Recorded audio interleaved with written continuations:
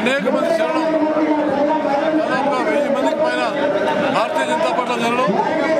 BJP ప్రజలు BJP వైపు చూస్తున్నారు, నరేంద్ర మోడీ వైపు చూస్తున్నారు. రాహుల్ గాంధీ అవినీతితో పోరాటం చేస్తామని, లోక్పాల్ బిల్లు అన్ని రాష్ట్రాల్లో పెడతామని ఎన్ని మాటలు చెప్పినా ప్రజలు కాంగ్రెస్ నమ్మే పరిస్థితి లేదు. అవినీతికి మారు పేరు కాంగ్రెస్ పార్టీ, అవినీతి కాంగ్రెస్ పార్టీ.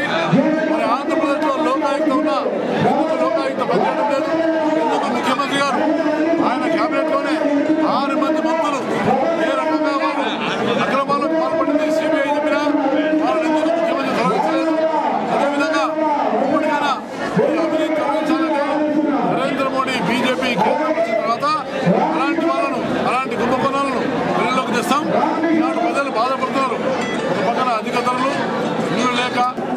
మహారాష్ట్ర, రాజస్థాన్, ఉత్తరప్రదేశ్, బీహార్, హర్యానా లాంటి అనేక రాష్ట్రాలకు సంబంధించిన వేలాది మంది మన కుత్బుల్లాపూర్లో నివసిస్తూ ఉన్నారు.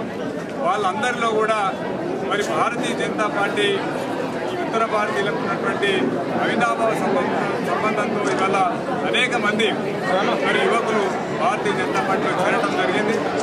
భవిష్యత్తులో భారతీయ జనతా పార్టీని అధికారంలోకి తీసుకురావడానికి, బీజేపీ యొక్క అభ్యర్థులను ఎన్నికల్లో గెలిపించడానికి కోసం వారు మరి భారతీయ జనతా పార్టీలో చేరినందుకు వారందరికీ కూడా బీజేపీలోకి స్వాగతం తెలియజేస్తూ మరి ఈ ప్రాంతంలో ఉన్నటువంటి ఉత్తర భారతీయులందరి యొక్క సమస్యల గురించి భారతీయ జనతా పార్టీ నిరంతరం చూపిస్తుందని వారందరూ కూడా వారి కుటుంబ సభ్యులు, బంధువులు, మిత్రులు అందరూ కూడా భారతీయ జనతా పార్టీకి సంపూర్ణ మద్దతు ఇవ్వాలని ఈ సందర్భంగా తెలియజేస్తూ ఇవాళ పార్టీలో చేరిన వారందరికీ మరొకసారి, అదేవిధంగా ఈ ప్రాంతంలో ఉండేటటువంటి మైనారిటీలు, ముఖ్యంగా ముస్లింలు కూడా మహిళలు పెద్ద సంఖ్యలో వచ్చి చేరినందుకు వారికి కూడా ధన్యవాదాలు తెలియజేస్తూ భారతీయ జనతా పార్టీ ఒక జాతీయ పార్టీగా కులము, ప్రాంతము, మతము తేడా లేకుండా అందరినీ కూడా సమానంగా చూసేటటువంటి పార్టీ.